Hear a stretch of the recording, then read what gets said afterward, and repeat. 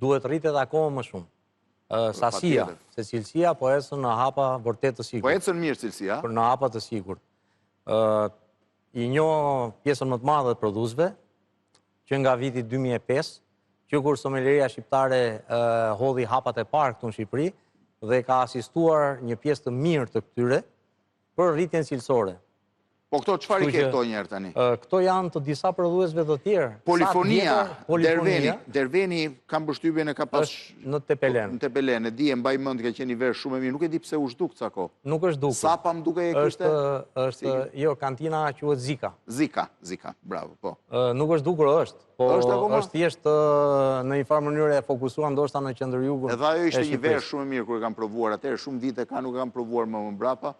Fati, si tha dhe tani që kemi, është që 34% e florës